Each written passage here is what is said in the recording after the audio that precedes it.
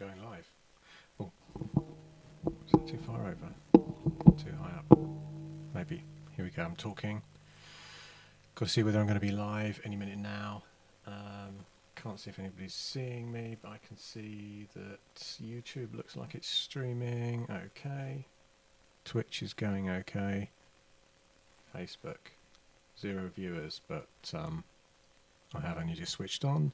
I'm going to continue talking for a moment just to see that things like sound and stuff are working.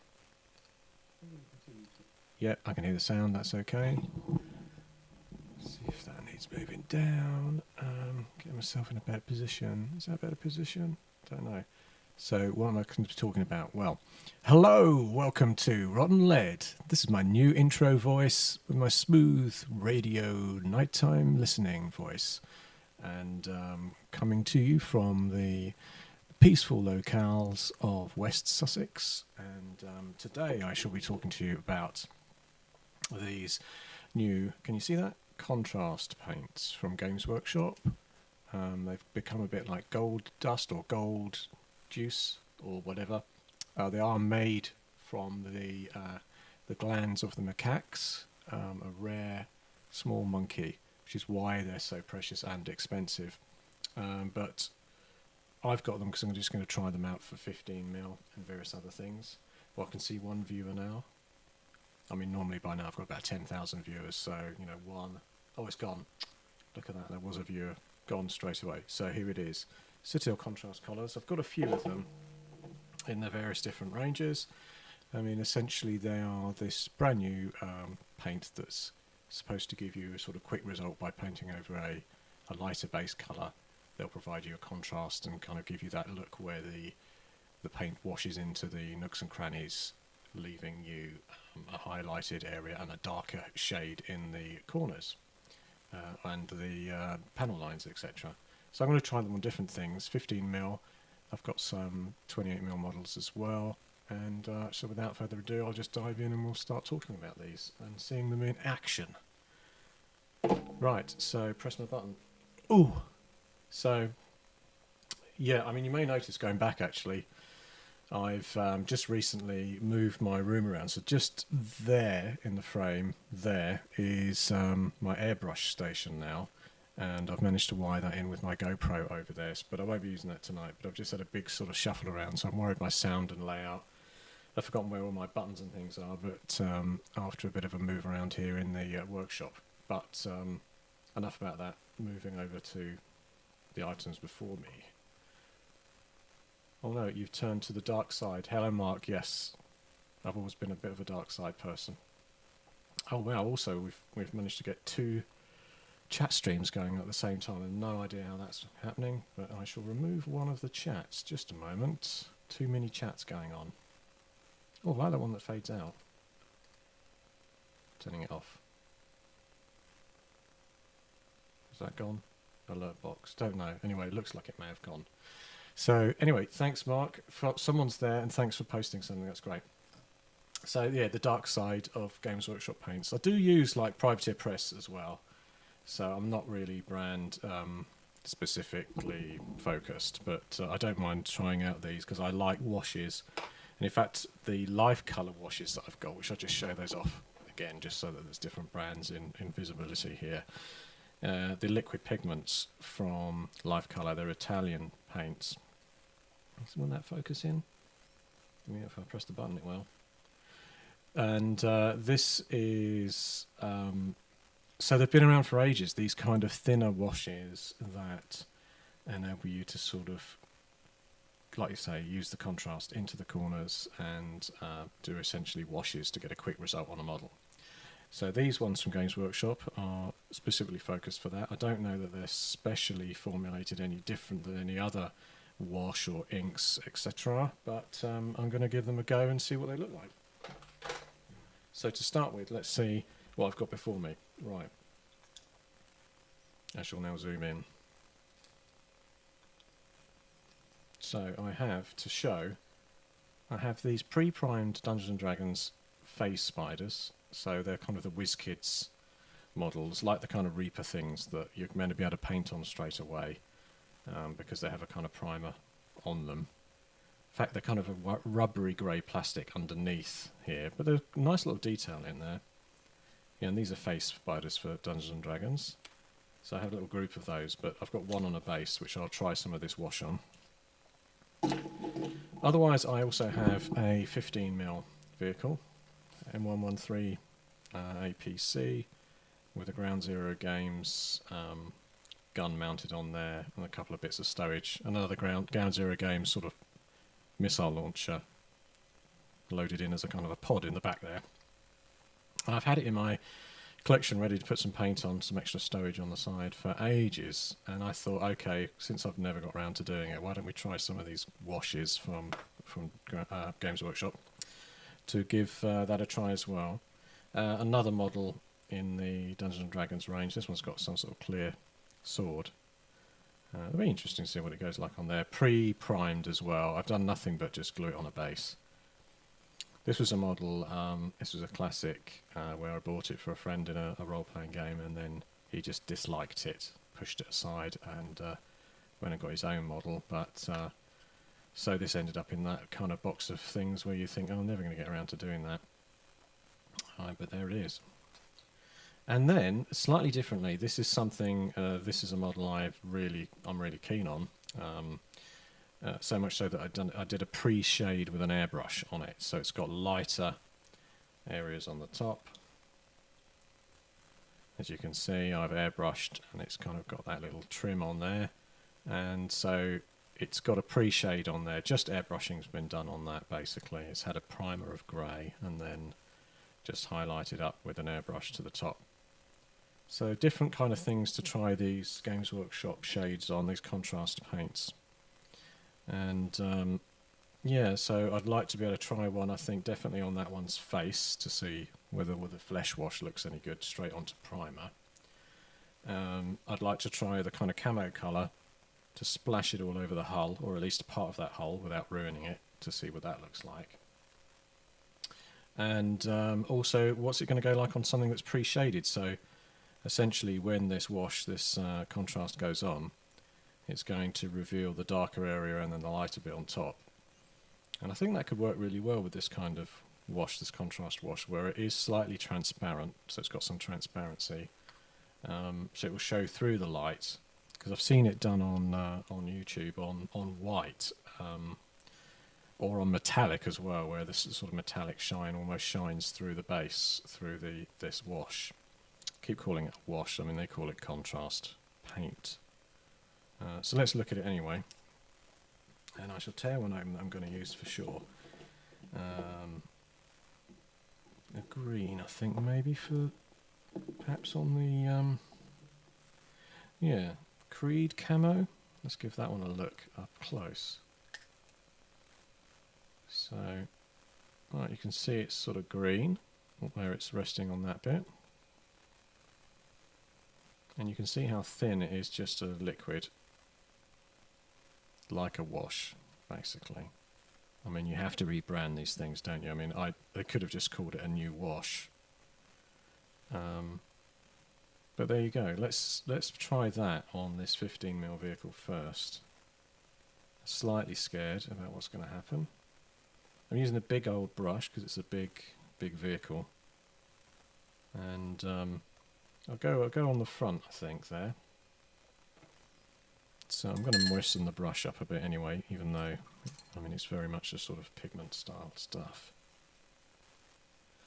Move that face spider slightly up out of the way. And here we go, testing out this pigment stuff. Watch out for flat surfaces. Yes, that would be interesting. The other thing I was fascinated by is whether I should thin it a bit with water or something first, but I'm not. I'll just go on neat to see. Let's go just on the front. Ooh. Yeah, so it is sort of. It's definitely got some bite, so to speak. You know, it's not just washing off, but this is a very matte. So that's the other thing to try with this, isn't it? Is to try painting this on something that's had a coat of gloss put on, so that it has a better run. Because on here it's definitely just it's hitting those very dry matte base coat, and that's also slightly dusty because it's been in a drawer for something like 5 years. And I might not have caught it, but which undercoat did you use? On here, I'll show you Bullen's Gert.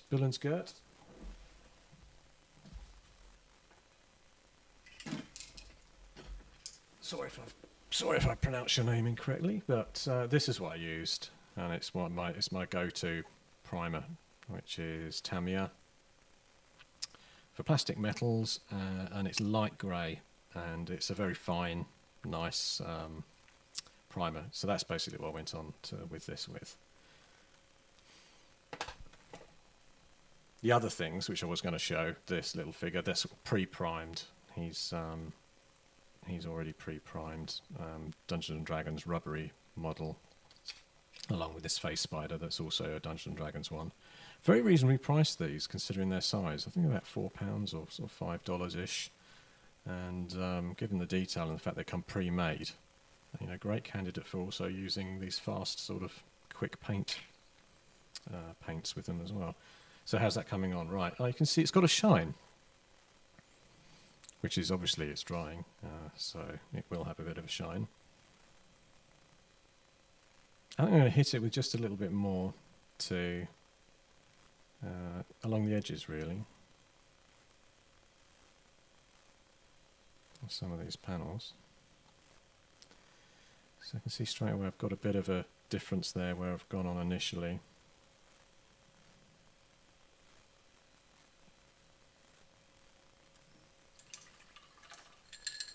So through the magic of the internet, I'm going to blast it with, cover that pot up first of all, and then I'm going to hit it with the hairdryer.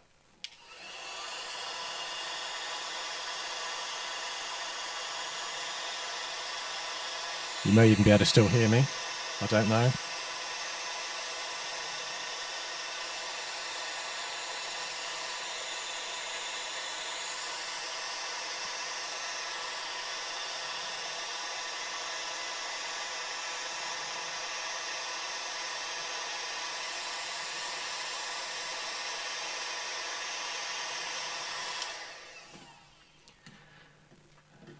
It's now very warm in this vehicle for the troops. They may be popping out of that back door anytime soon. So, yeah, I mean, that's dried off. I mean, let's go right in, shall we? So we can see that. Oh, I've got dirty fingernails. I've been cleaning and stuff in the garden today. Apologies for that. So, yeah. I mean, that's very good coverage, really, isn't it? Given the size of that area and how quickly it went on. And you've also got here you can see obviously I went on with a second splash of it down the side, and it has darkened it versus the area that's there already. So I used this actually to point it out. So yeah, that bit I splashed a little bit of extra on, and obviously I went on extra into the edge of the panel lines as well. And it, you know, it's naturally, because I haven't gone on as even as I could have done, it's given it some differences in tone and some mottled look there, which is actually sort of improving the look somewhat, I think. So that's quite nice. And yeah, not bad. So that was Contrast Creed camo. Now I'm a bit reticent to do it, but I'm half a mind to do another panel in a slightly different colour, even though that might not be a good idea. But let's go on. Let's continue to use that for now, without any thinning or anything, and do the top of this M113 vehicle. I mean, came into use in the 1960s, but they're still used now. So I think it's one of the longest serving vehicles. I don't think US Army commission them anymore particularly, but they're definitely still sold and maintained around the world as a vehicle. So I splashed a whole load on this time, and let's do the top and see how that goes. Oh, Gert would do it. Higher Gert. So I mean, fortunately, as a vehicle, it's got some nice textured areas in there, which will bring out a wash quite neatly.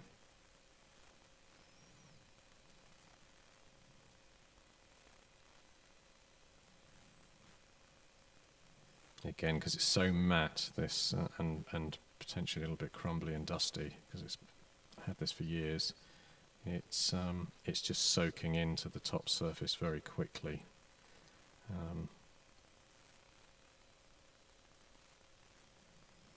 You know what I'd like to do, and I'm probably not going to do it now because I don't really have the airbrush kit all primed and ready to go, but I'd like to blast something with a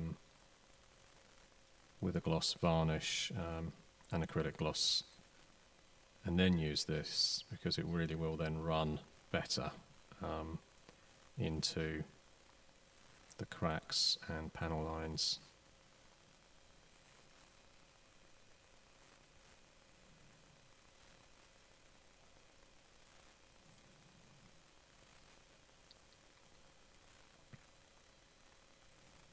So far interesting. I'm very interested also in the drying time with it, in that it did.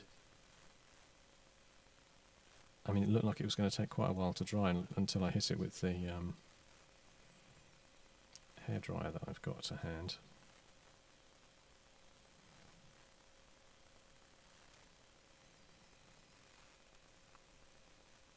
You can see, obviously doesn't dry as quickly as a normal,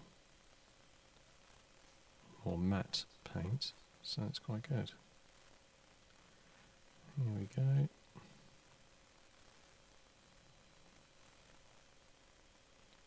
So given I converted this M113 for 15mm sci-fi, it does have a little bit of sci-fi technology. This gun mount here is from Ground Zero Games, and so is the sort of missile pod that's neatly folded away in the back there. I just pop them on there to make it a bit more sort of low-tech sci-fi. Oh yeah, going to try the anti-shine on it. Yes, I've got a can of that, and it does have a slight, what's the word, kind of an eggshell. So it might take the wash really well.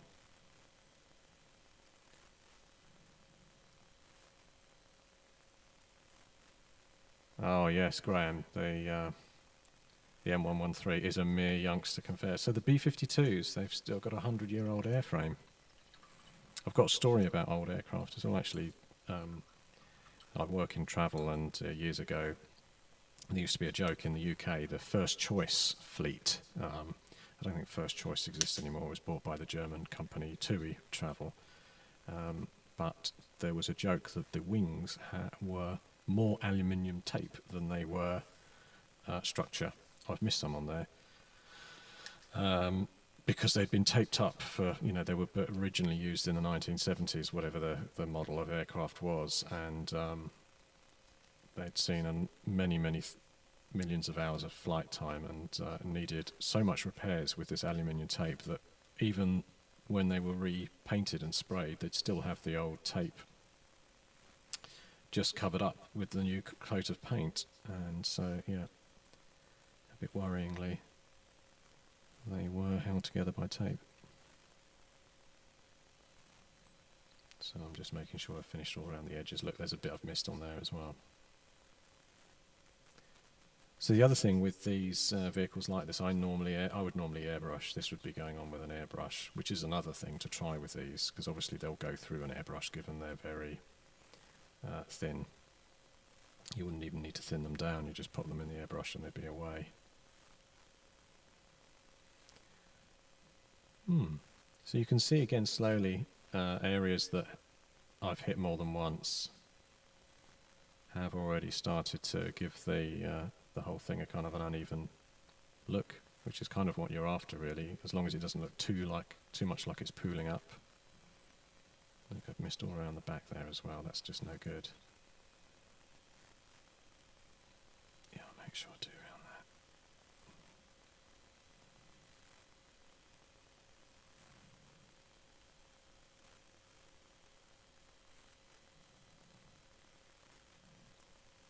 Again, it's interesting to see my extra stroke has sort of darkened it down there.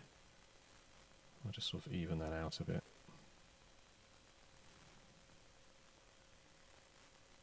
You can see on the top there of that hatch, slightly darker blob where I haven't, it started to dry. It's leaving a slight tide mark actually, which is natural for a paint to do, of course.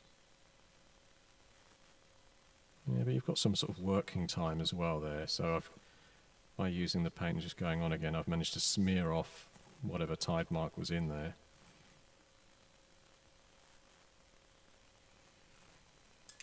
So let's try some of the others while that's drying. I won't hit that with the hairdryer this time. I'll just let that dry and then. So that's Contrast Creed Camo used there, and you can see it's sort of dry on the front, very matte, and also because I've not been very consistent with the coverage, which was not necessarily a bad thing when you're doing a vehicle. A large panel, because it could look a bit like it's weathered and worn with the sun or wet, etc. And yeah, it's drying off. So yeah, that's interesting stuff. So what other colours do I use on here now then? So I've got this black Templar. Maybe I should try that on the gun mounts and things, and maybe I should try brown on that, even though it would probably be painted green typically, but I'll try a brown wash, a dark one maybe. Yeah, that looks about right for a piece of wood. Dark Oath Flesh. So let's have a look at that.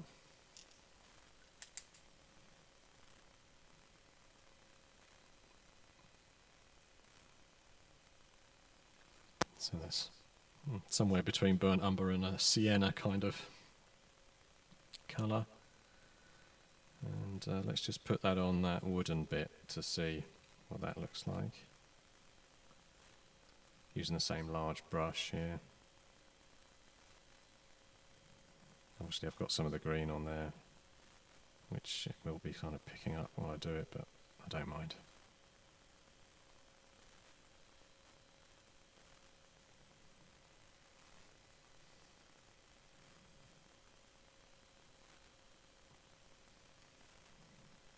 Yeah, I've been a bit, maybe I splashed a bit too much of the green on, but I'll leave it there to dry. You can see it's letting a lot more of that through. Yeah, definitely going to use an airbrush with it myself too, to cover the large surfaces like this. So that's the Dark Oath Flesh I've just tried there, just to splash some on that wooden casing there, which had probably been painted green to keep it in line with everything else, but I've just done it on there for the sake of that. And then let's try maybe some of this black Contrast Templar. Well, maybe I should paint that silvery first. The gun. So I've got Cold Steel here, which is a Privateer Press colour. Yeah, Graham, I was thinking that too, that a pre-shade. I've got a model actually. I was going to try some of this paint on with me here, which is this large ogre-y guy, which I have pre-shaded with an airbrush. And yeah, I'm going to splash some on some areas. I'll probably put some on this armoured shoulder pad if I can get that into focus. Yeah, I'll probably put some on that armoured shoulder pad to see how that pre-shade shines through.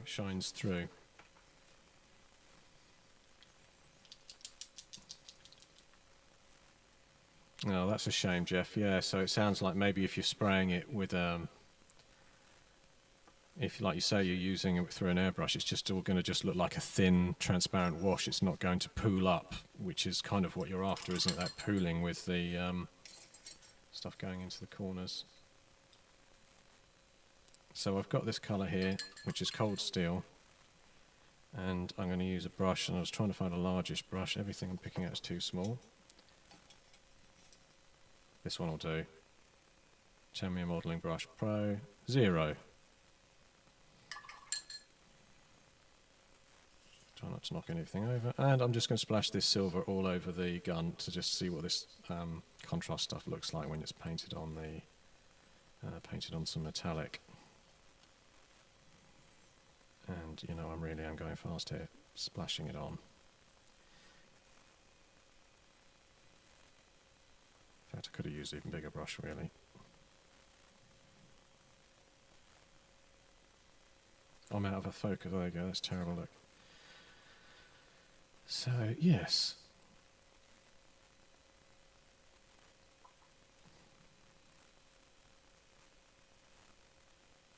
Yeah, I agree. Yes, it's almost like if you were doing this for 40k, it's like you can do all the colours of your army quickly, Gert, and then go in with the detail.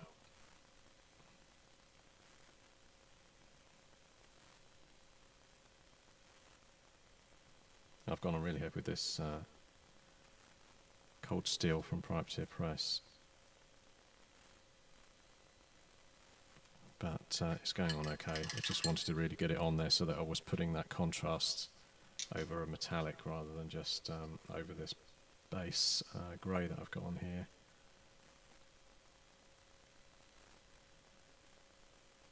To give it a try out.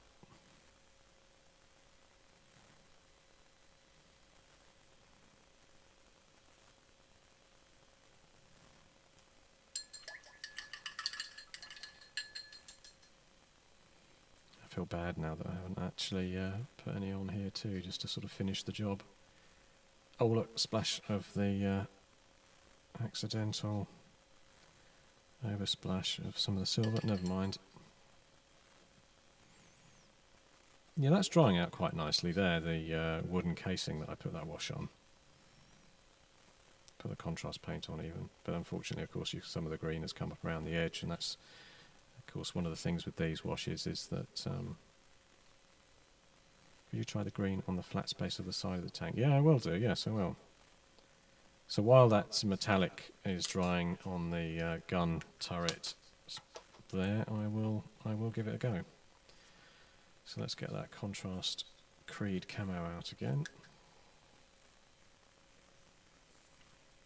Pick up the vehicle and whack that side panel.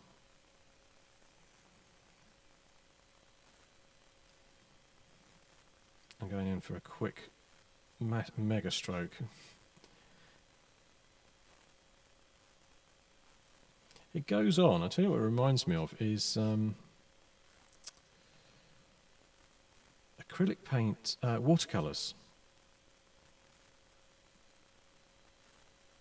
It's almost like, you know, just memories of being, I haven't used watercolours for years, but memories of that kind of thin wash that you get with a watercolour where it's matte, but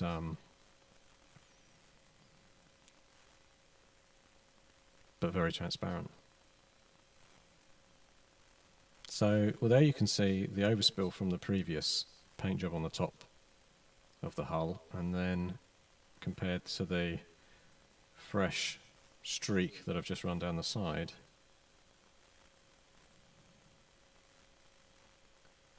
It may be that, yeah, it does look like what a watercolour would look like, really.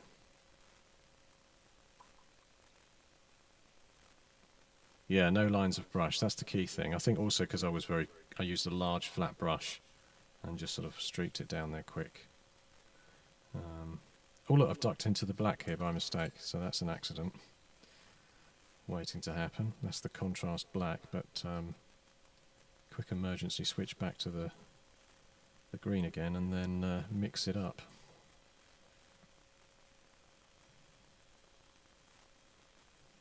So that's not too bad, is it? I went on with the black, but before it had dried, I just threw in some green, which was the contrast black Templar is the other colour I've got here, which I was going to use on the gun.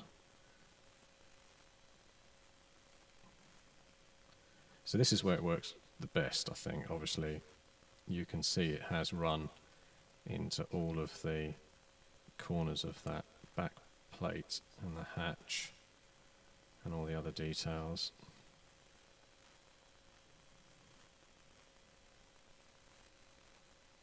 Yeah, again, I could brush off that piece that's gone on and pulled a bit on the bottom of the door, but I'll just leave it. Or shall I? No, I'm going to brush it off. Ah. And then it's come back to haunt me, but yeah, that's a bit more even across there now. So you can rescue it if you do see a bit you think, oh, I've gone on a bit too dark. You've got a bit of a tiny, probably 10, 20 seconds or so before it starts to sort of pool and dry.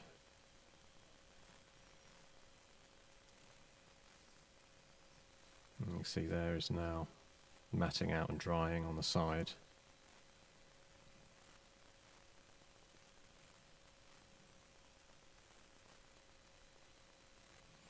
There's an interesting little patch of it there at the back. It had pooled there, and so I just sort of put an extra streak around. And you can see where it's gone on like a second darker layer there. And also around the edge of this piece of wooden stowage, you can see it's a bit darker where I just let it pool.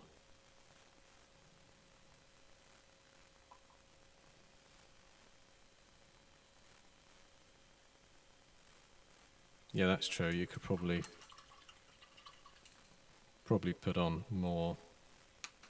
I think straight away that you can layer this, obviously, because it's an acrylic. It's not going to wash off what's underneath it, but you could very easily darken a spot. So let's say I want to darken, if I can get that into focus.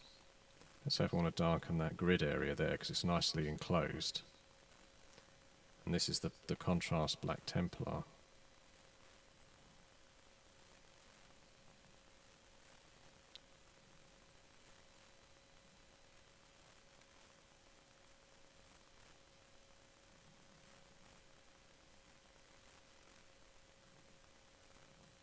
And that's gone in there quite neatly.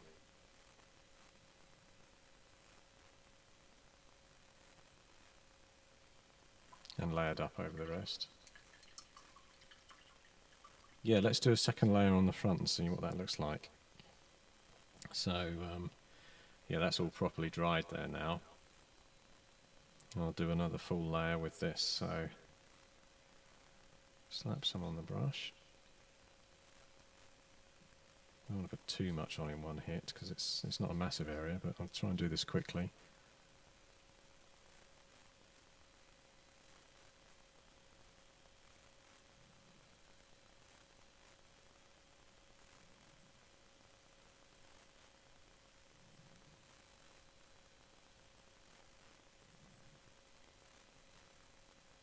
Missed a bit there.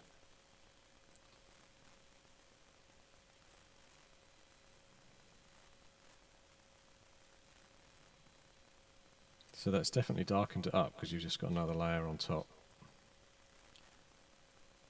And then let's I'll let some run like a pin wash as well, because obviously I've not been doing this like a pin wash. I've just been splashing it all over. But I will let some run down the edges as well, just to sort of get in around those details.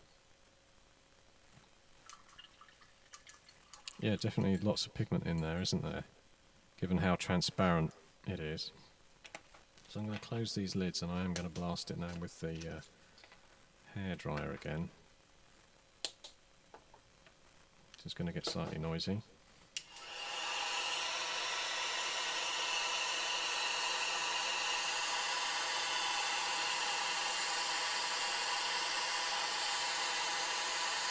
I reckon that's looking pretty good on the back. And in fact, the fact that it doesn't look completely even is a positive.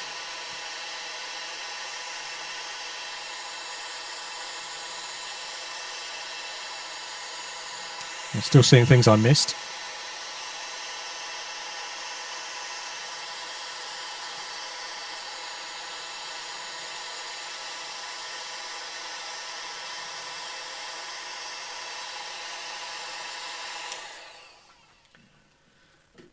And also, it's interesting. It is taking the hairdryer okay, because there are some paints that don't like to be hit by a lot of hot air. They like to dry naturally, but this one, obviously, it's doing okay. So you can see it's gone very dark there, hasn't it? On that edge bit there. But it's still not completely even. I mean, I wasn't making massive strides to complete it in a very even way. But yeah, the pigment is strong. I mean, it looks like a paint job. I did see these videos on and photos coming up of this, samples of this when it was at a show or some of the Games Workshop event, and people had painted like a goblin army or something up with it, and I thought it looked a bit rubbish when I was looking at it, because it did look just like a lot of very light undercoat with a very quick splash of this bit on. And they looked okay. I mean, they're definitely tabletop standard, aren't they? You can get with it. And I guess the more care you take and the more you sort of build it into your painting workflow, the more likely that you're going to get, professional or much sort of higher grade results. I'm just now using a small brush to sort of whack in more of it around some of the detail areas. And I think also maybe, that, again, a little dry brush afterwards or something to pick out some details would work really well. Yeah, the patches are looking good, because when you've got large flat surfaces, Gert, you do sort of want an uneven look. I think anything, this isn't good. This isn't a good look along here where I've got a dark streak, because that's had two lots on the top. But down the side, it's looking okay. But that definitely needs some work there, where it's had oversplash from the top initially going on, and then I've just done a very quick coat down the side. I wonder if I can blend that at all. I wonder if there's any potential for blendage. Obviously it's not blending the paints together, but it's just by putting on a thinner amount along the edge. I might stop it looking like, no, that's not going to work. And that's just going to need another hole. I thought, I'll just put a light touch and I might be able to get the two, but no, really, if you're going to go on with a second streak, and also I'm getting some streaking there, and that might be because I didn't let that side dry very well. Or because the hull's got hot from the hairdryer and it's drying really quickly. So that's bad news. Don't have a hot hull and then try and paint on. I've now put some water moisture on the brush, so it's interesting to see this happening, the errors as I work, but I put some water on there, and it does pull it off a bit, but it's not very controllable at all, look. It's just streaking it. Yeah, so 2 quick tips learnt by my mistakes there. If you mix water into it and then put a damp brush over it, you can pull a bit of it off, but it will end up streaking. But it's not too bad along the edge there. Yes, it has built up a pool of it along the edge and darkened that corner, but that's not too bad. So I haven't left that very long. Let's just go back and see if I can cover up the error of my ways.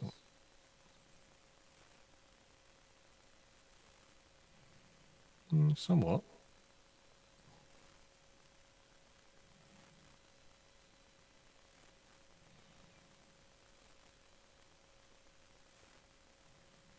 I think now would be just time to leave that to dry on the side there. It's not the end of the world, but if I did now keep brushing it, it's just going to look bad.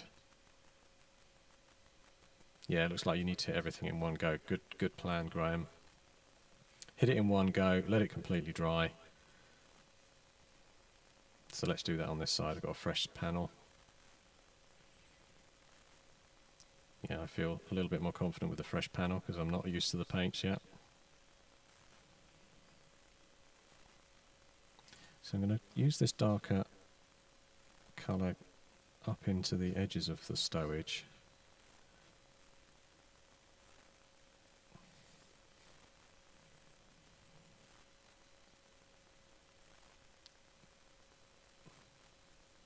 but definitely you can see there, you do need good long controlled brush strokes. You don't want to just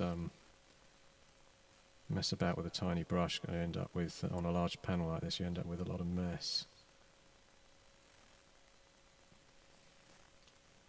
So it's done that thing where it goes on and it reminds me of watercolours again, quite a thin coat.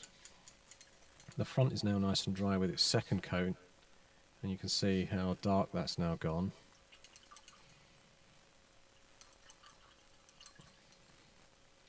And let's hit that stowage with a slightly lighter green. There's some other greens in here. There's a green in here which I can see looks like this kind of plague marine. They call it plague bearer flesh. But that's kind of an olive green, isn't it? Let me try that on that stowage and just see what that looks like on the side.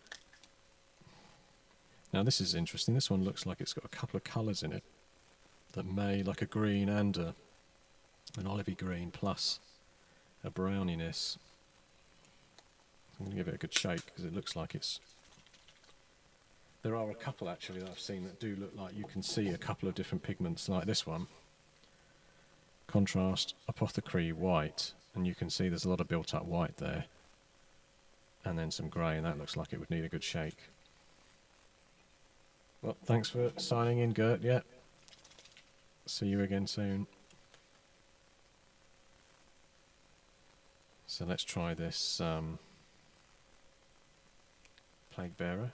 Looks suitably bog-like in there, plague-like.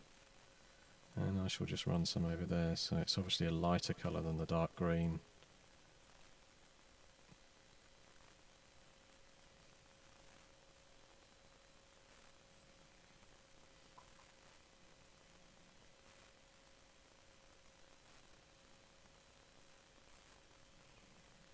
Yeah, 15mm infantry. I think that would be pretty good if you'd had a nice lightish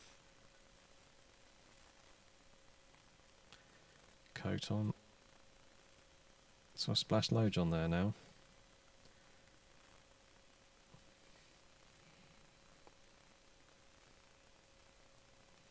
Totally out of focus.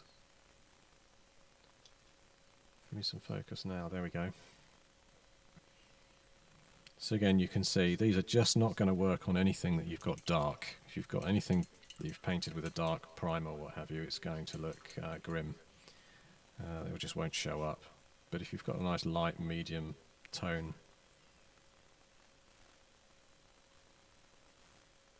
on the base, yeah, that looks okay. So let's try and do two things. I've got the black Templar contrast. I'm going to try that on, which is just like a non-oil type paint. I can see maybe what's a hint of blue, possibly. Mostly just looks like a black. So I'm going to whack some of it on the silver that I've done and some of it on this back here, which unfortunately has caught some so some onto the grey primer base.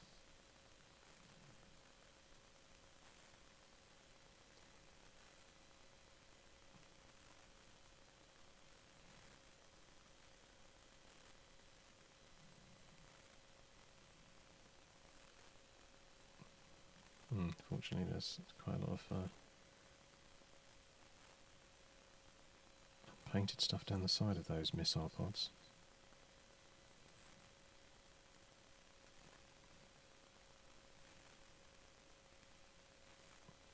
And do the back of them there.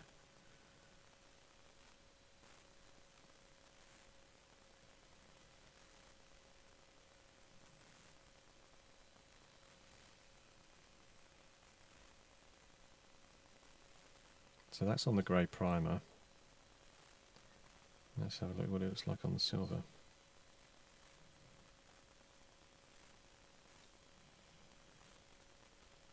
It's going on here a lot quicker, a lot better, because obviously the silver has a slight sort of glossiness to it.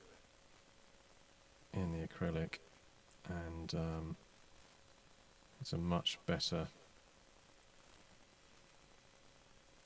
I can just see it running into the corners and the edges quicker than the paint does on the grey matte primer.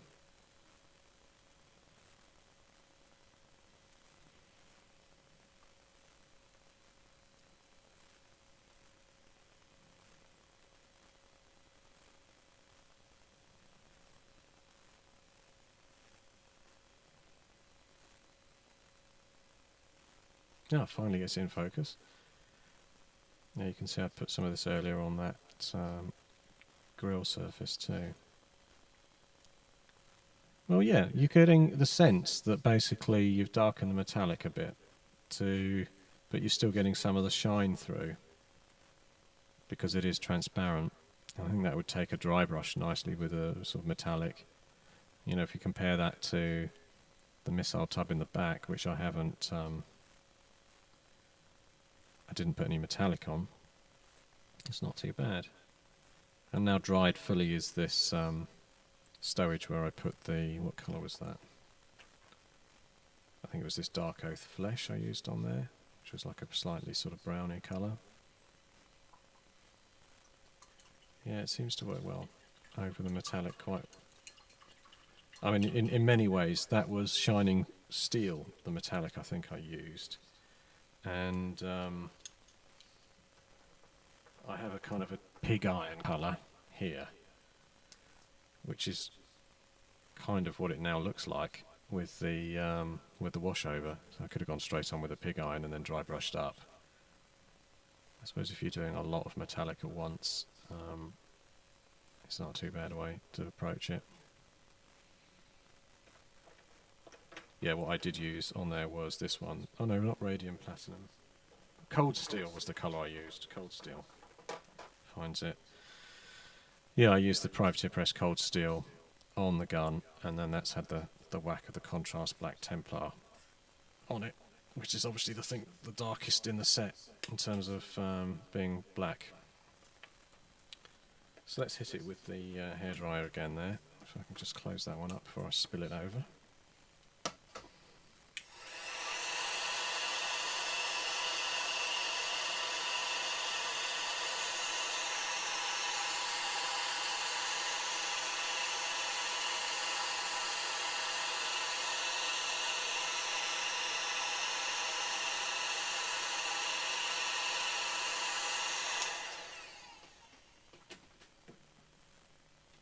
Yes, I think it's fair to say these contrast paints are good on detail areas. You can layer them, so you can see how much that's darkened there, because I've gone on sort of twice on the top of that section. If I can keep the focus on it. Yeah, I've gone on twice over that hatch, and that has darkened it a lot. I've gone twice over the front, and it's not too bad. But on the side, I erred, and I had some overspill from the top, and then put a second coat on, and then sort of dragged over it while it was still sort of drying, and that's left that streak mark, which is not looking good at all. I mean, it's recoverable. The top has had the paint all the way over it, and the metallic's looking good, as in it's sort of shining through. You could do a dry brush over that. Yeah, I mean, it's certainly possible as a speedy way to paint. As I say, I normally airbrush things like this. Oh, the back's good.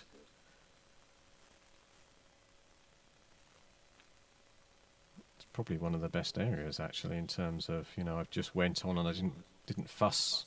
Yeah, I can see I've missed some spots because I was rather quick, but it's not too bad. As a smaller area, I can see quite a few bits where I sort of didn't take enough care with it, but I was speeding it through. And you can see how much darker the front is that's had the two coats after it's dried.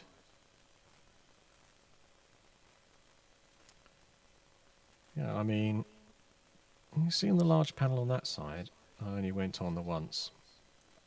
And that's relatively even looking.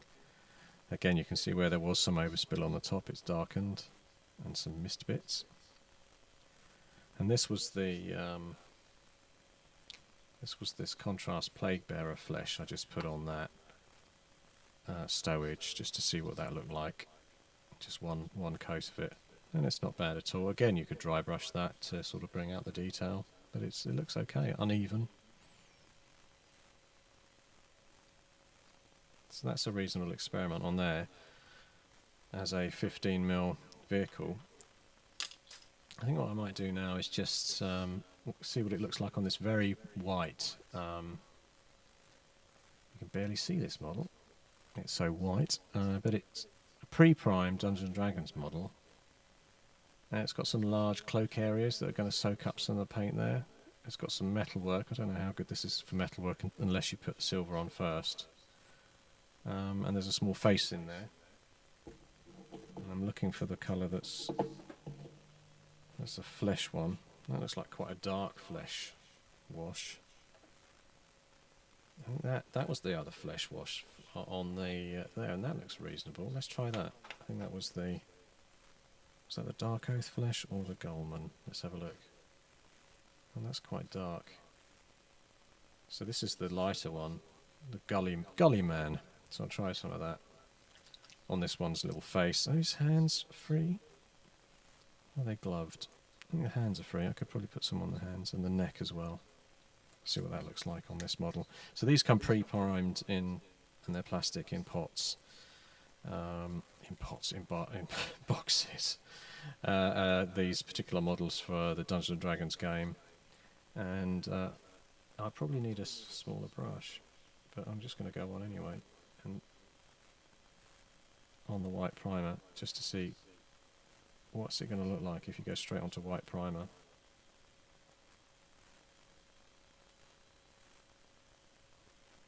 In terms of someone that might be interested in this for speed painting, this isn't how I normally paint. I've got some overspill there, unfortunately. It's gone on okay.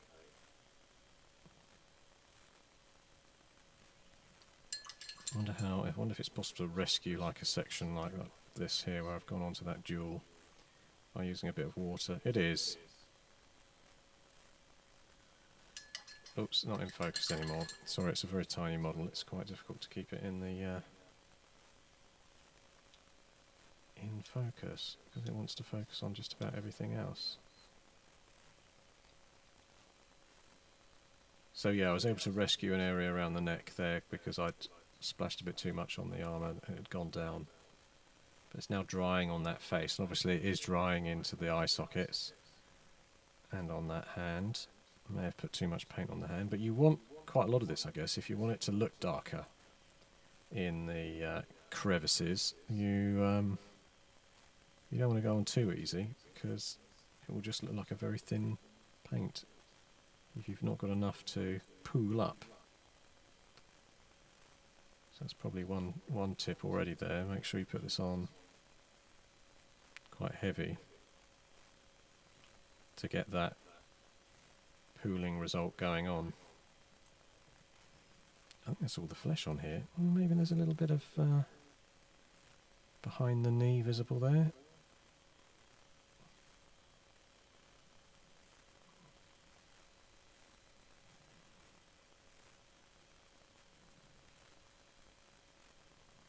And out around that side for the other side of the knee. And this knee.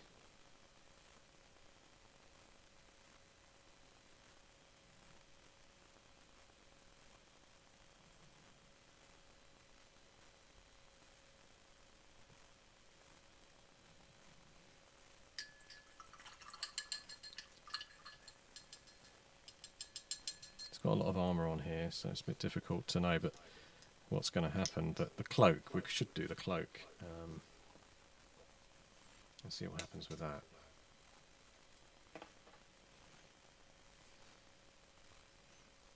Let's whack a colour on there. Let's see. I've got a pink and a purple. I think I should try a red because that's.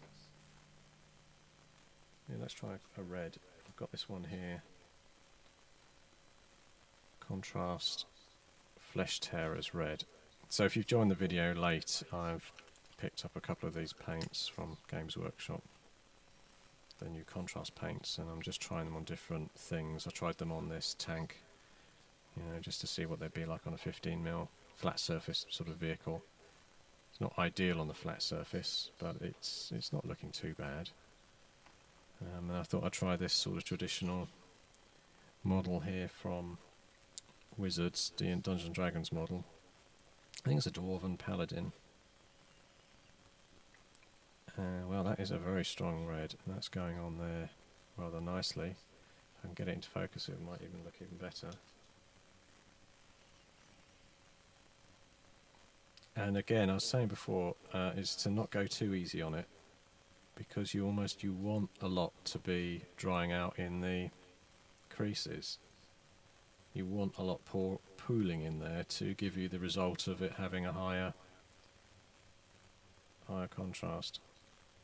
And really, just with this, because these miniatures become pre-primed, it's a case of, can I just go straight onto it?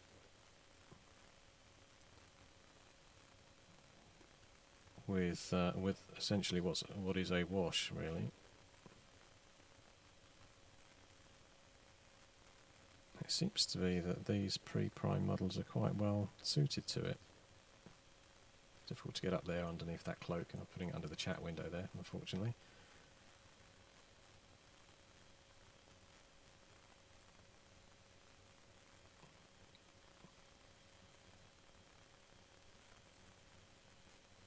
Very difficult to get up behind here, but also you might want to use a darker colour when going up on a behind in a shadowed area on a model, but I'm just going on with this red all over the cloak.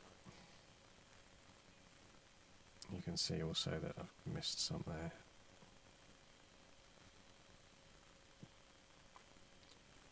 How do you like the paints? Trencher 1375. Well, I'm just obviously I've been streaming now for 1 hour and 14 minutes, and so first time I've used them really. I literally hadn't popped the paint until I'd started streaming. I got them and they arrived. I just set them up and didn't use these paints, but I'm just seeing what they look like under different conditions. So in this instance, I'm using it on a model that's pre-primed, plastic model, slightly bendy, from Dungeons and Dragons, WizKids or Wizards, and because it's pre-primed, I'm just thinking, can you just go straight on these? Obviously, I've had some oversplash there on that boot, which I'm just now seeing whether I can use some wet. So that's another thing you can do. If you have had an overspill, just get some water on there, and it does take it off. Otherwise, because if you're painting like this, you really need to be taking more care than I am. You need to make sure you don't get a lot of overspill, otherwise it will show through, because it's on the white, you'll get whatever colour coming through. But yeah, that seems to be drying up quite nicely. I don't know that it's going to really look like a strong contrast between the darker areas and the top. But I'm going to hit it now with the hairdryer and see how it goes.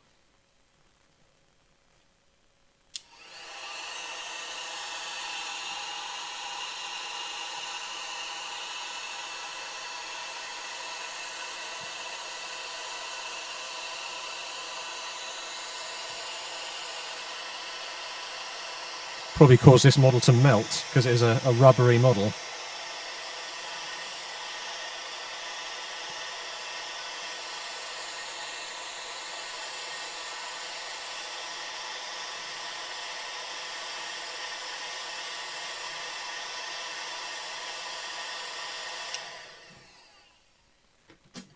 Sorry about the hair drying, but let's move it down so it's in focus. You can see it's still drying, but because I put on a lot, it is drying nicely into the creases on the cloak, and so it is giving it a slight contrasty look. I think the metallics on this model need to be painted before I hit it, and then the flesh. So is that about as close as I can get? Let's see if I can get that in a bit closer so you can see that. Nearly. Come focusing on my hand. There it is. The flesh looks pretty grim, but I mean, it's okay. You can see I put a lot on that hand, and unfortunately it's not covered that finger very well. The other hand, that's not bad for hitting it with one blast. I lost the focus there, sorry. But and of course this is close scrutiny, and that is still drying in there, so that's why it looks a bit of a gloss look inside the dark areas of the cloak. And you can see that behind the knee has had that slight wash. So yeah, it looks like it would work pretty well. So I'm going to hit a couple. I'm going to try a bronze shield. So let's see if I can find a bronzy gold. Just a gold will do, actually. Or maybe that. I've got brass balls. Here it is. I'm going to hit the shield with the brass balls, and then I'm going to use one of these washes over the top.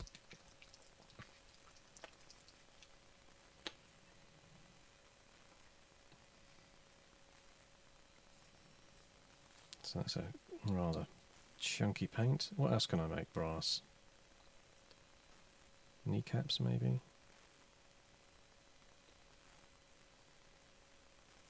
I'm going to start out with the...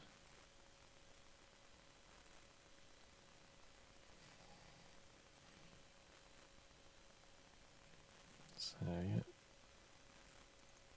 Heading on with the brass. You can see on the white, the brass doesn't like going onto white because it's quite transparent. You don't get a very dark look. But this is going to be interesting because how will it go once this new contrast paint has been layered on over the top? Because you'll probably get some of that shine coming through. You know, if I was doing this properly, I'd want to put 2 coats of this on here, I think, and let it dry in between. So I need to get up behind there. I've got a massive brush because I'm doing this quickly, but who cares? Splashes it in there. That might actually be a good result. Well, it's going to be interesting to see. So you can see, obviously, there, my coverage isn't great because it's not dried and it's just showing the white undercoat through. But it's still got some of the metallic on, and you know what will happen when it's got the contrast colour on. I just splash a bit more on there to make sure I've done the edge as well.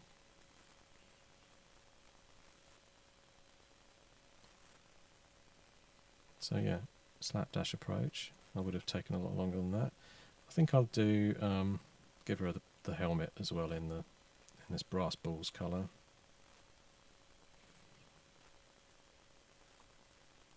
Have you ever heard the phrase?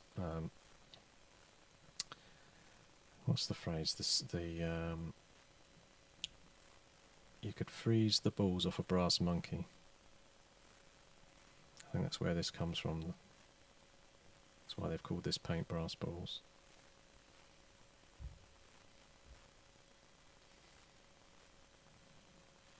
And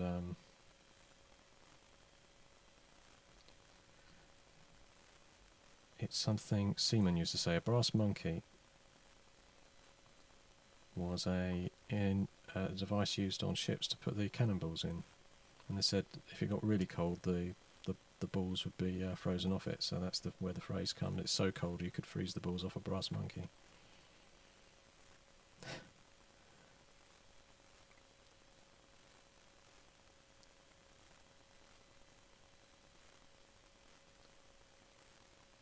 Yeah, so a white primer and a brassy colour don't like each other, but I'm doing this to see what result I get with a now sort of darker brown one of these contrast washes on the top, to see what it comes out like.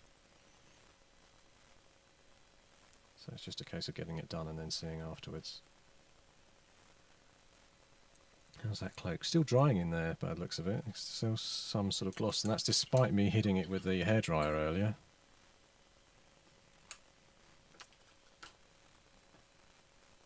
So I've given a brass balls coloured shield and slapped it on quickly, so I didn't exactly do a great job of that.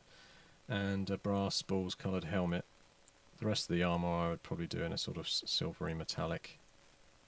Oh, there's a sort of bag down there as well. That would take a hit from maybe a try a green or something on there.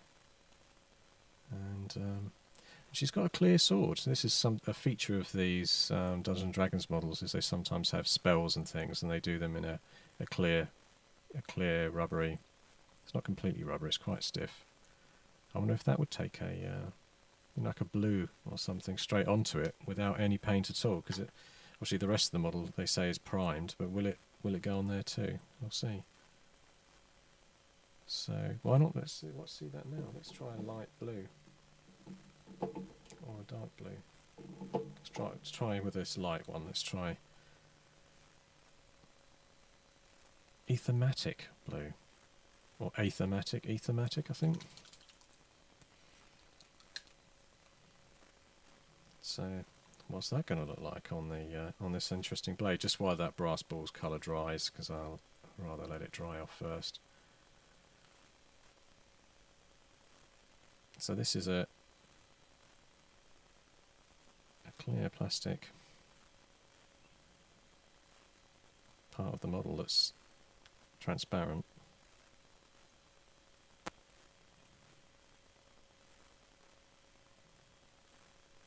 Quite unusual section of the model, really, given that it's completely transparent. So it's pulled up a bit on there because I've used a big brush, and you can see some of the edges showing through. I mean, let's see if you can still see my finger through. No, you can't.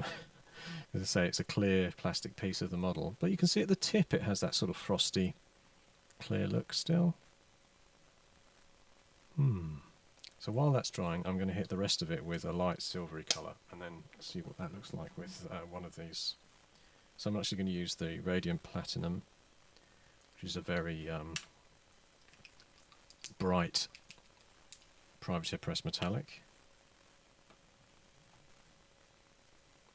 Use a big brush again, because this is all about trying to do this fast with these new colours. I know this isn't going to go on perfectly. It's going to leave some of the undercoat shining through, but I'm just going to put it on heavy and worry about that later.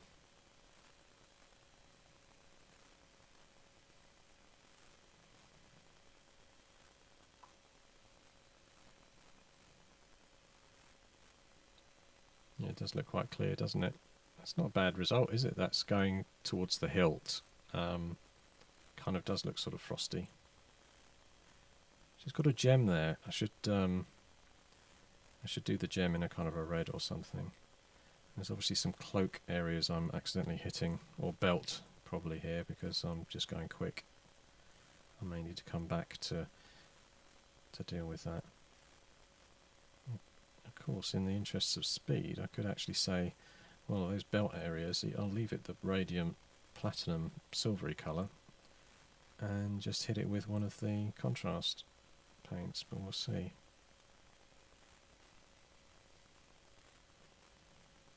Let's see if it pulls the model together. So I'm going to do that.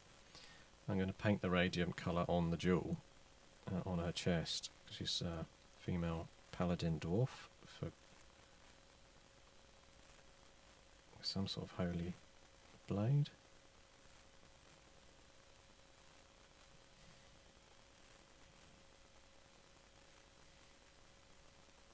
Undead Slayer, something like that.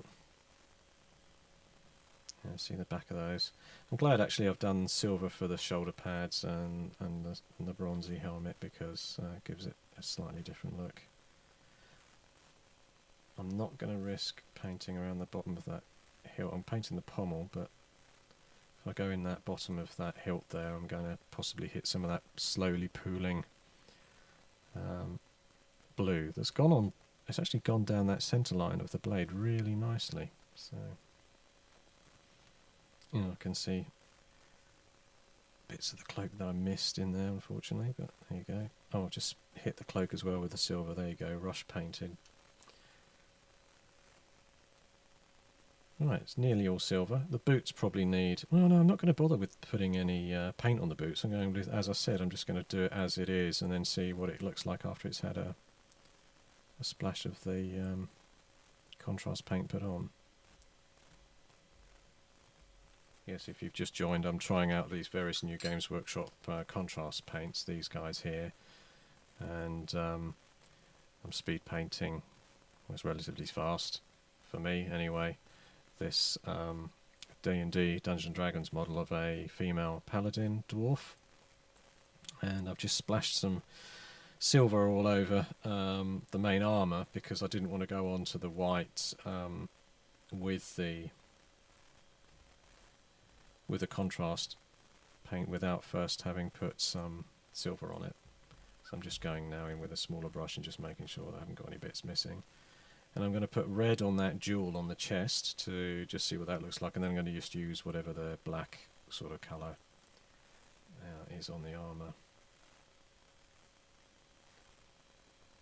And I did put some of this contrast Aethermatic blue on the blade, which is drying slowly, but you can see it's not fully dry yet. Right, so well, here we go. So what colours am I going to use? So before now I've had the contrast black Templar and I've put that on silver, but I'm probably going to use a slightly not so dark. Well, there's a turquoise they do. There's a grey. I wonder what that's going to look like. So this is slightly less black than the... So you have contrast black Templar and then contrast balsamic vinegar. And I shall try that.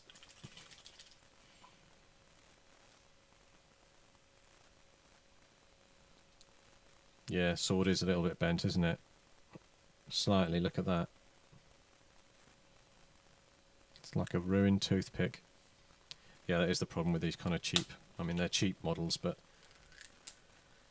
I'm impressed by the fact that I've got some transparency on the blade, given that it was a transparent blade.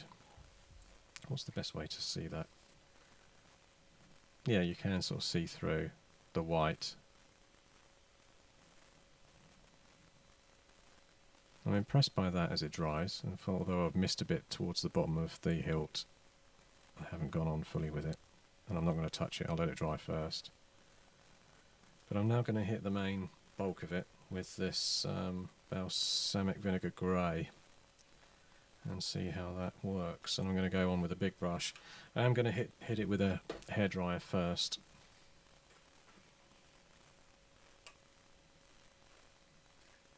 Just to make sure that Radiant Platinum is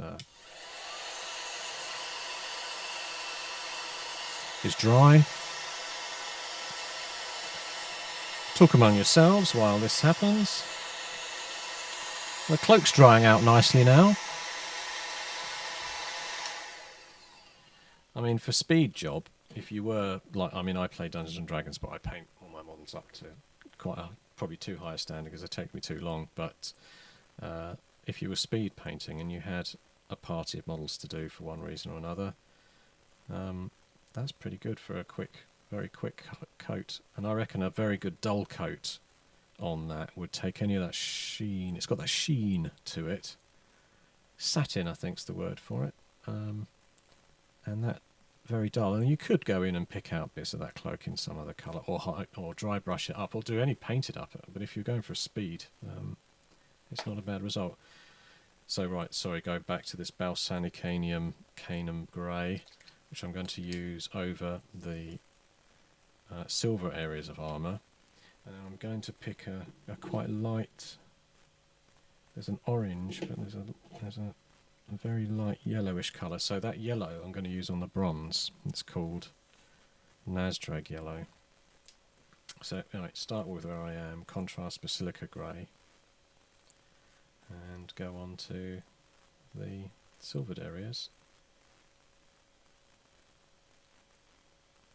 I'm going to avoid the gem in the middle because I want to do that with a red, and that's making the details pop out quite nicely now there.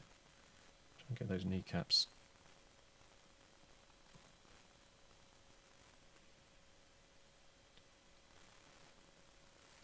I actually thought this paint was going to be awful, but as mentioned there, Trencher 1375 said, "Oh, that's not as bad as I thought," and I did think, because I had seen, I think I mentioned earlier in the video that I'd seen some snapshots and of people that had done sort of whole goblin armies and things, or whole Space Marine armies with them, and it did look like it was just pooling up and didn't look very effective. But I think it depends what you're after. If you're using it as part of your painting sort of workflow, and you're good with your detail, and you're already an experienced painter, you'll be able to use them sparingly, and not necessarily rely on it for your full paint job. Equally, if you're speed painting like this one here, you could get away with a half decent paint job that you can be pretty happy with without spending a huge amount of time doing it. So I'm quite happy with that grey, because it does look like a black armour wash. I've avoided the gem, which I was going to just put some very bright, I was going to use probably use some green maybe, or maybe I'll do blue again to sort of tie in with the sword.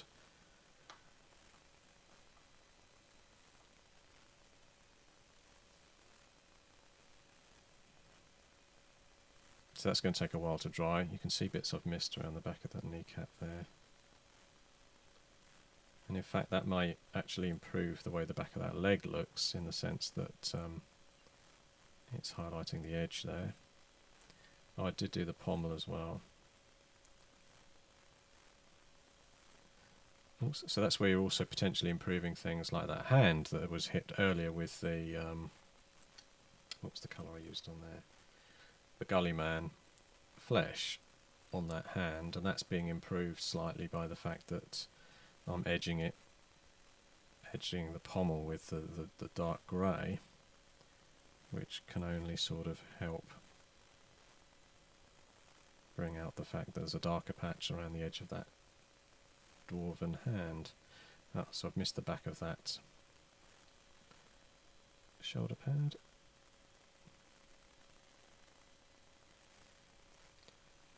And there you can see an issue you get.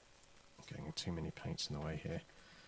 But if you don't go on one area consistently, you could get a pool on the top there. So look, that's actually pooled on a highlighted area.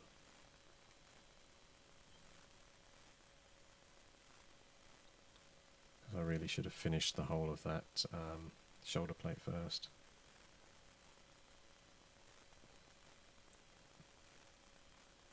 I've been reasonably accurate though. I've gone in, for example, in around those leather straps around the back of the shield. I've managed to just go into where the armour plate would be in there.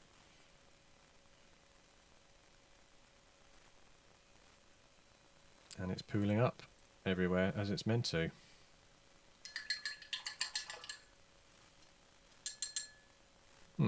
So I'm going to hit the gem.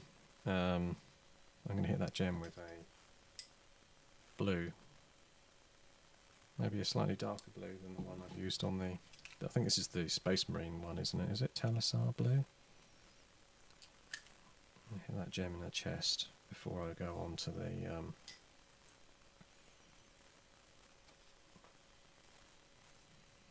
I've got probably too much on the end of that brush there. Again, it's quite a big brush. This is a 0 for sort of the detail areas. Tamiya Pro Modeling 0. It's an old trusty brush of mine. Now that is bright. That's quite impressive in terms of doing a kind of a gem look. Everything else is looking a bit naff at the moment on there because it's drying, obviously.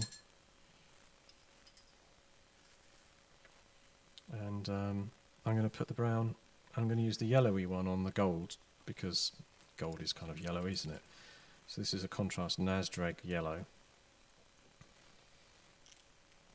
Tears it open. Strength of a bear. Back of the net. In off the red.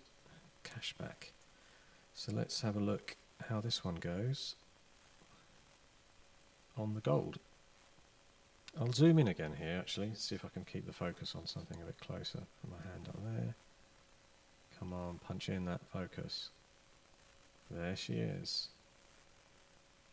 So you can see on this edge here, rough and ready painting. I wasn't very consistent with the brass balls colour that had gone on, but splash on some of that Nasdreg yellow, and it's covered up all my sins in there.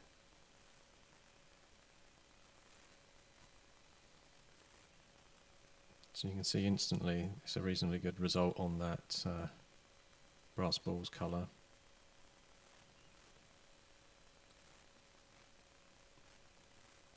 Might even be able to get it in focus at some point.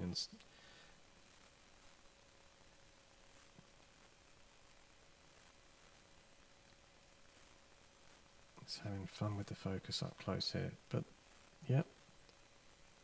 And then the helmet again, which was badly painted with the brass balls, in that it had the pre-primed. These were pre-primed. They come boxed and primed, ready to go. And that helmet was not great in terms of the way I painted the brass balls on it.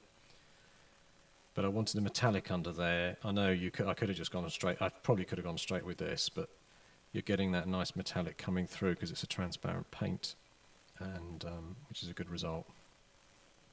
And then I'm noticing bits I'm missing because I'm kind of doing this quickly. But let's go around to the front of that face,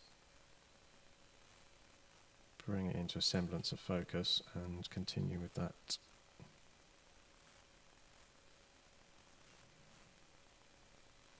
Nasdreg yellow on there.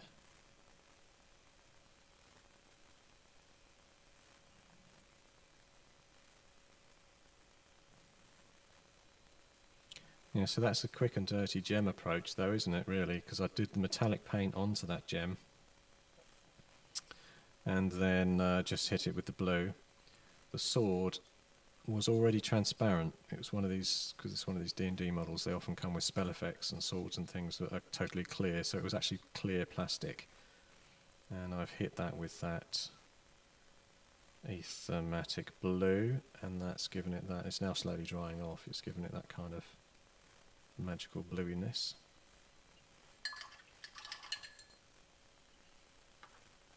How long have I been streaming? Streaming for an hour and 40 minutes now. So I better get this thing done quick. So where have I missed with the yellow on the bronze? No, I think I'm quite happy. I'm going to come back and do the hilt of that sword in the cold steel or the radiant silver. Radiant platinum. Yeah, I'm going to do that along the bottom of that hilt and handle, where now it's dried off with that blue. Yeah, you do have to sort of wait for this paint to dry in between. But I'm going to go into... Oh, I've hit the bottom of the blade. Oh. I'm going to go into the sort of... There's like a gem socket or something on there. And I might whack the red in there into that socket. Once it's dried.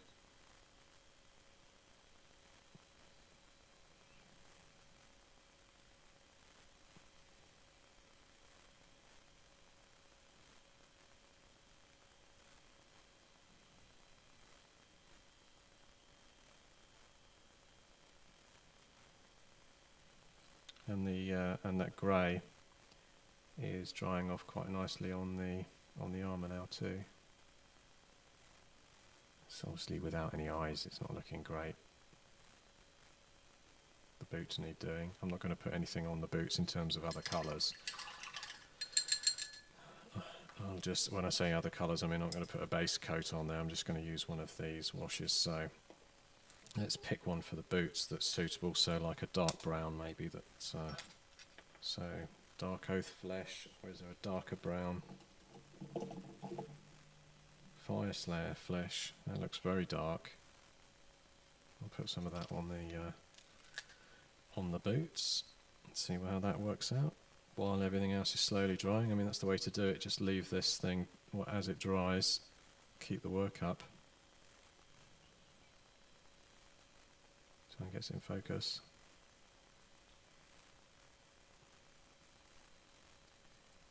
I mentioned earlier this this D&D Wizards model. They come pre-primed and they're made of a sort of a rubbery plastic. And this one I actually bought for a friend of mine who was playing a dwarf in a game using a sword, and he didn't like it. He bought his own because it was a barbarian and this was more paladin-like.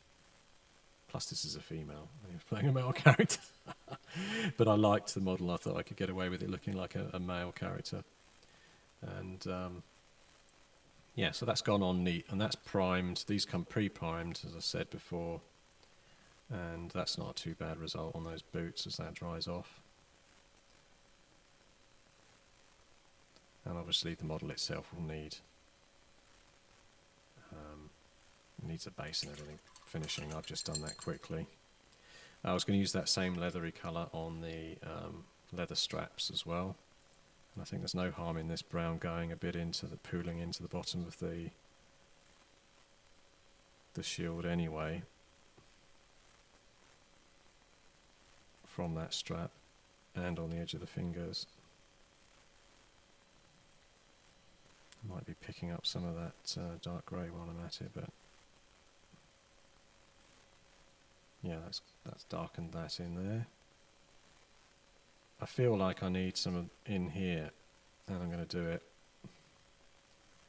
where the sort of flesh darkens into the top of the armour, so I'll just whack that in there too.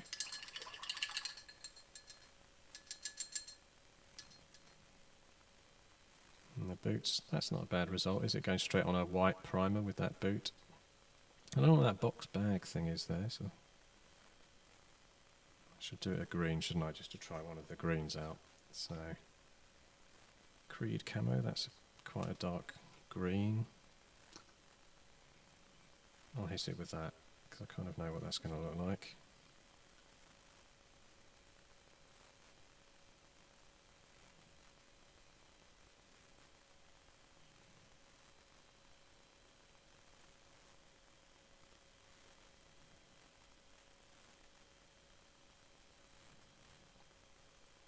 Yeah, so if you had one of these models and it was kind of unarmoured, and it was lots of furs and browns and things, you could probably get away with quite a lot of. You wouldn't have to put the, as I did on this, where I painted the silver and the brass balls onto some of the areas there first. You wouldn't even have to do that because you could just go straight on to the primer with these washes, contrast paints. Right, so I was going to whack a red into the jewel on the hilt of the sword, but I was going to use the basilicum grey first on the hilt's silvery bits. And I might leave a little bit to go up onto the blade as well, just on the base of the blade, where it meets the hilt.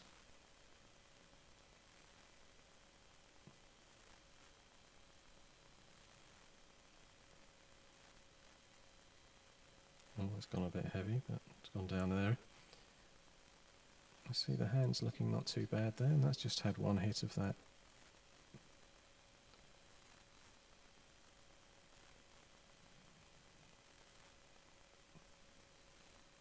So there you go, so that's darkened the hilt area. The only thing I will say probably is that I'll take it out, I'll use the dry, I've rinsed the brush and then I've dried it on a towel, and I'm just going to use it to suck the paint out of that socket, which I've just done there. And probably do that on the other side because I want to put a red in there. I don't want it drying out dark. So that as a quick rescue, you can just suck the paint out of these places with a brush if you dry it off first. And then I'll go straight in with the red.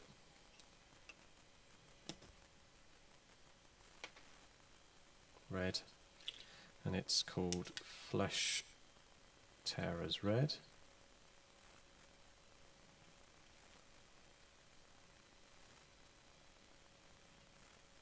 So again, tiny amount. Well, not too tiny amount, because you do want it to pool up in there.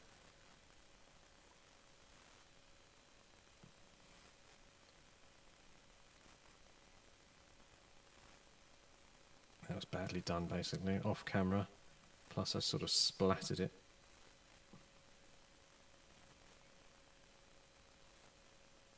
It's not too bad, you can see it in there. And the gem on her chest, which was just over the metallic, radiant platinum metallic that's in there, gets a reasonable quick result, doesn't it? The boots are drying and looking leathery-ish. The cloak, so there's a kind of a satin sheen going on the cloak. The brass balls, which had the contrast Mazdrag yellow put over that, and I mean that would work for gold. It's given it a kind of a goldy look as well, hasn't it?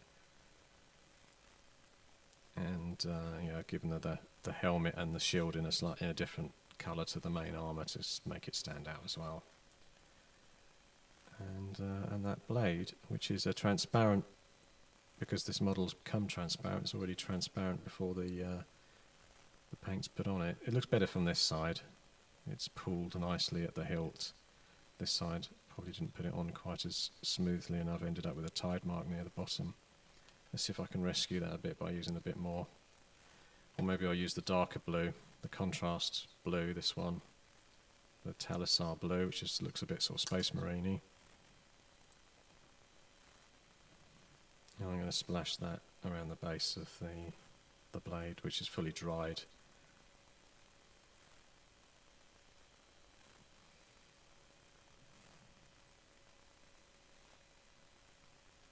Just to sort of darken the bottom hilt.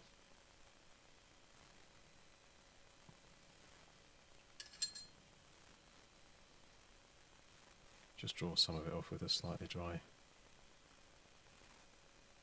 Yeah. So that's obviously now drying away there. She's still suffering from not having eyes on this dwarf paladin, but I can paint those in later. I'm not going to do it now because I want it to all properly dry. So that's pretty quick using these new Games Workshop paints, isn't it? Contrast paints straight onto the primer that this model came with. I will give that back. I'll hit the base with the black just to sort of make it look like it's at least nearly complete, even though I haven't textured or painted the base at all. I shall find the Black Templar, and I'm just going to slap that over the white base just so that it makes it look nearly complete, rather than it looking like it's standing on the top of a Christmas cake or something.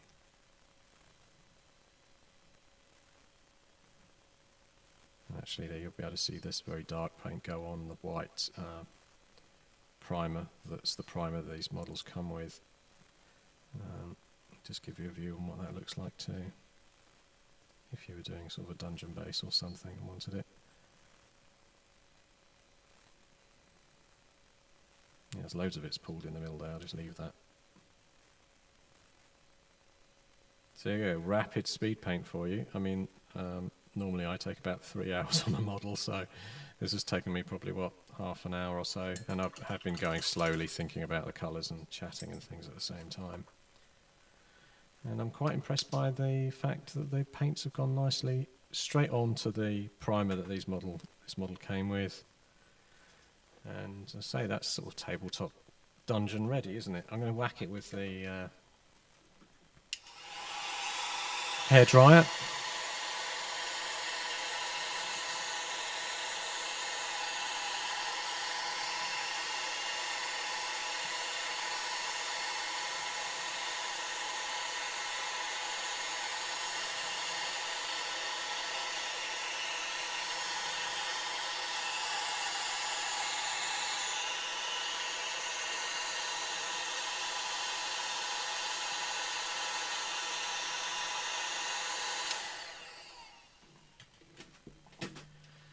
So yeah, I'll zoom out a bit because we were looking a bit closely at things there, and close scrutiny and everything obviously often makes the figure look not as good as it could do if you're slightly blind like me, or from a distance. I think I've missed a bit there on that cloak, which is annoying me. I'm going to put a splash on there of the blue, of the red on the cloak.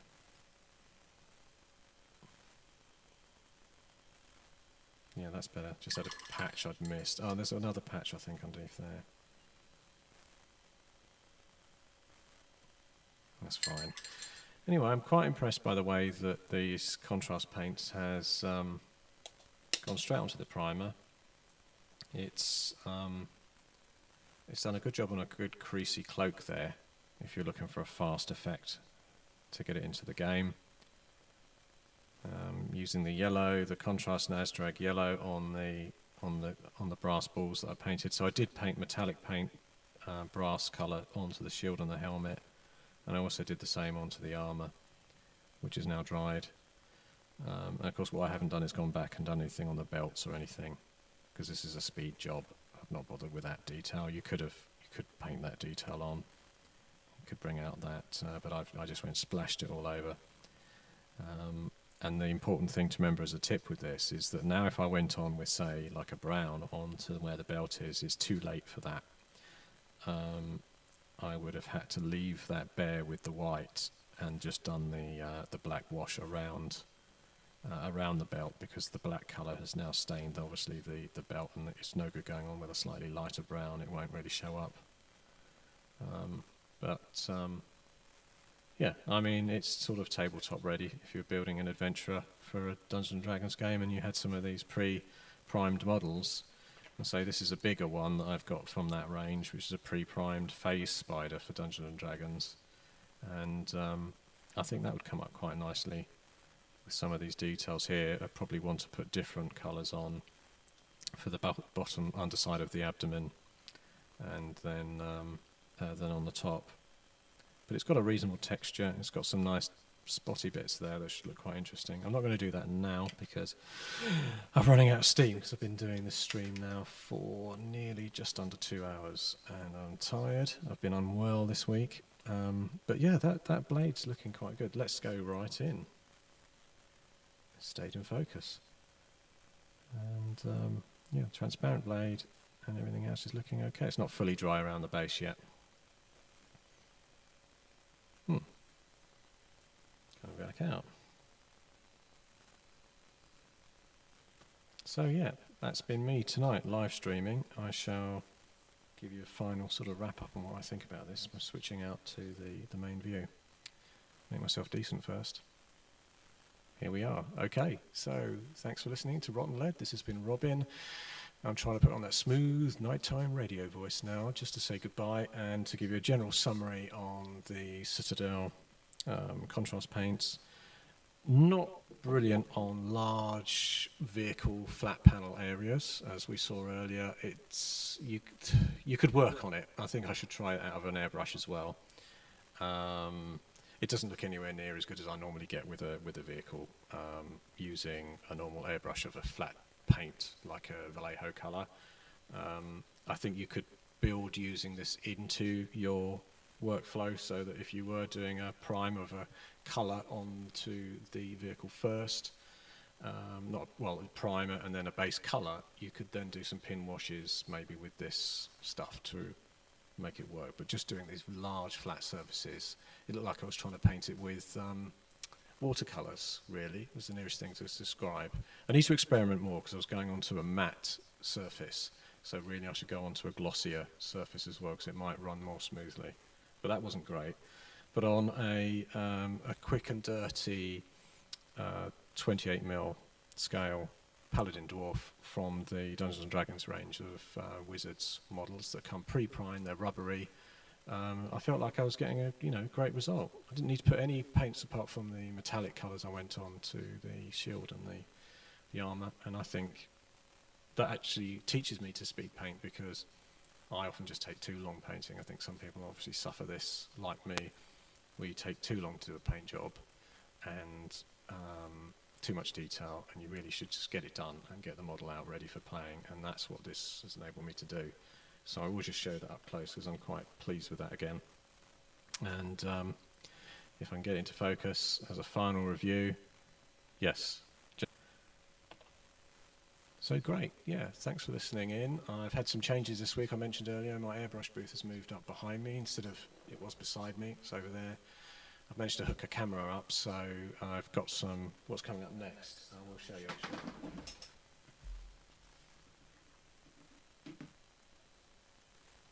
creeping over. Is it in view? Yes. So this is some terrain that I've been building using MDF and various other bits of gubbins on there. And it's a Sarisa precision building. I've put it together and sort of detailed up the roof and various other things. I'm going to be airbrushing these and doing a video of that.